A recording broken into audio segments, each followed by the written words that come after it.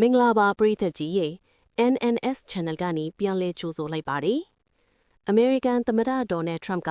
အီရန်နိုင်ငံဟာစစ်ပွဲမှာအကြီးကျယ်ရှုံးနိမ့်ပြီးပြီလို့ကြေညာလိုက်ပြီးကမ္ဘာရေနံသယ်ယူပို့ဆောင်ရေးမှာအရေးပါတဲ့ Hormuz ရေလက်ကြားကို American ကစတင်ရှင်းလင်းပေးတော့မယ်လို့ Truth Social ကနေတဆင့်အသိပေးလာပါတယ်။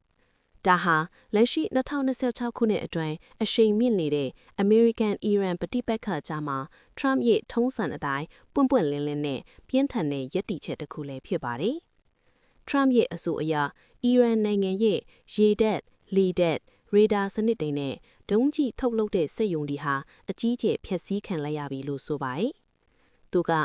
အီရန်မှာအခုကြံတာဆိုလို့သင်္ဘောတွေကိုမိုင်းနဲ့တိုက်ဖို့ပဲရှိတော့တယ်။အဲ့ဒီမိုင်းထောင်တဲ့လူ28စင်းလုံးနဲ့သင်လဲအောက်ခြေကိုရုပ်သွားပြီလို့ခနေတဲ့ရေးသားခဲ့ပါတယ်။ဒါအပြင်အီရန်ညထိပ်သီးခေါင်းဆောင်အချို့လည်းမရှိတော့ဘူးလို့ဆိုထားတဲ့အတွက်အမေရိကန်ရဲ့တိုက်ခိုက်မှုတွေဟာအီရန်ရဲ့အဓိကအသက်သွေးကြောတွေကိုထိထိရောက်ရောက်ချီမုန်းနိုင်ခဲ့တယ်လို့ Trump ကယုံကြည်နေပုံရပါတယ်။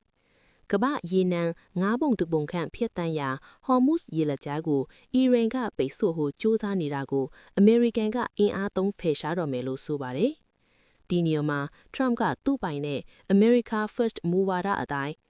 ငါတို့ကတရုတ်ဂျပန်တောင်ကိုရီးယားပြင်သစ်နဲ့ဂျာမနီလိုနိုင်ငံတွေအတွက်မျက်နှာဖေးတဲ့အနေနဲ့ဒီရေလက်ကြားကိုရှင်းပေးနေတယ်လို့ပြောသွားပါသေးတယ်။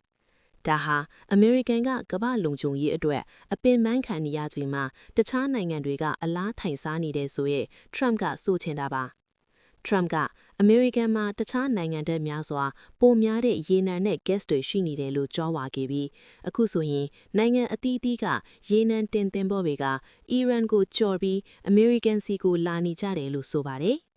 အီရန်ပါတီဖြစ်စေမပါတီဖြစ်စေရေနံကတော့ဆက်စီးနေမှာပဲလို့သူကအပြတ်ပြောထားပါတယ်။ Trump က Truth Social မှာအောင်ပွဲခံနေပေမဲ့မြေပြင်မှာတော့အခြေအနေကရှုပ်သွေးနေစေပါ။ပါကစ္စတန်နိုင်ငံအစ္စလာမာဘတ်မြို့မှာ American ဒုသမ္မတ JD Vance နဲ့အီရန်ကိုယ်စားလှယ်တွေဟာတင်းပန်မှုတွေလျှော့ချဖို့ဆွေးနွေးနေကြပါတယ်။